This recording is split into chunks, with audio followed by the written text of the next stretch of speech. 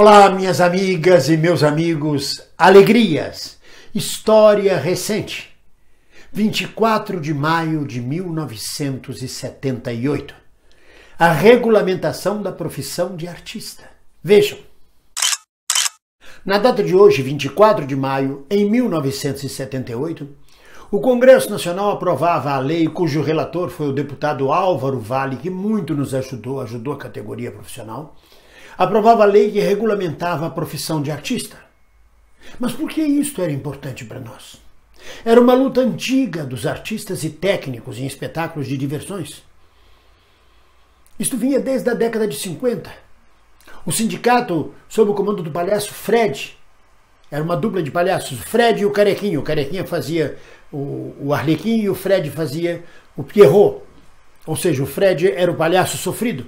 Mas ele era presidente do nosso sindicato dos artistas do Rio de Janeiro, desde o tempo dele, ou até antes, vinha se lutando pela regulamentação da profissão de artista. Porque era terrível. Não tínhamos direito à aposentadoria, não tínhamos direito à carteira assinada, não haviam relações trabalhistas regulamentando a nossa profissão. Os artistas, para poder exercer a profissão, nós tínhamos que nos dirigir à Polícia Federal, entrar na fila junto com as prostitutas, com todo o lumpesinato, nada contra, mas nós éramos artistas, não éramos putas, não éramos trabalhadores de bordéis.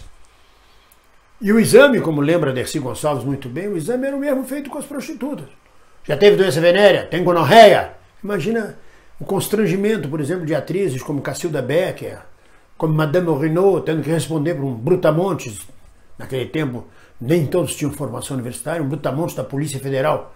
Não tenho gonorreia. Nunca pegou gonorreia? Não, senhora. Era um exame horroroso, para poder tirar um cartão, cujo cartão dizia que a gente era artista.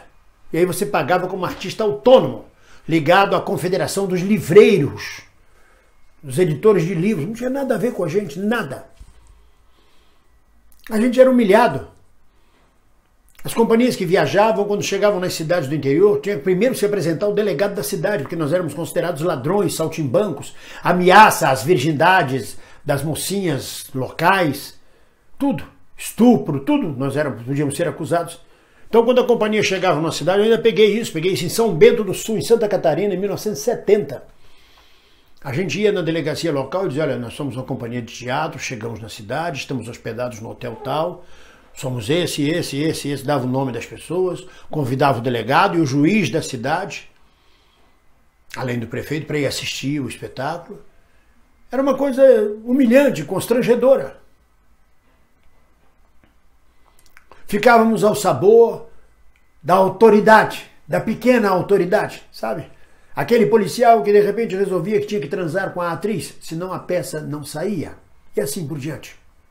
Então, em 24 de maio de 1978, subiu para a sanção presidencial a lei que regulamentava a nossa profissão. Foi uma lei necessária, porque a essa altura já haviam as novelas, as telenovelas, as relações trabalhistas com as emissoras, TV Tupi, TV Globo, TV Excelsior, estavam muito dificultadas porque não havia uma regulamentação. Quantas horas de trabalho? Como é que era remunerado? Que direitos tinha o patrão sobre a gente? Que direito tínhamos nós em relação ao patronato? Então, por uma exigência do avanço capitalista na área de audiovisuais e de artes cênicas, foi feita a lei, afinal. Participou da elaboração desta lei os presidentes do sindicato do Rio de Janeiro, que era Wanda Lacerda, a presidente do sindicato de São Paulo, que era a companheira Lélia Abramo, eu, que era o presidente da Associação de Técnicos, ainda não era sindicato, na Bahia, e os companheiros de Pernambuco, Rio Grande do Sul e Minas Gerais, organizados também em associações embriões dos futuros sindicatos desses estados. Foi uma grande vitória da classe artística, uma vitória da dignidade da nossa profissão, que hoje, através da mão de Regininha Duarte, a namoradinha do Brasil, e de Mário Frias, estão entregando de mão beijada na mão dos fascistas, para a perseguição, para hostilidades contra a cultura. Mas a gente vence. Tudo passa. Todos os ditadores passaram. Pode levar anos, mas eles caem. Eles desaparecem. Todos os imbecis são esquecidos pela história, só são lembrados como lixo da história. História recente, para que os jovens aprendam e os velhos não se esqueçam. Um abraço!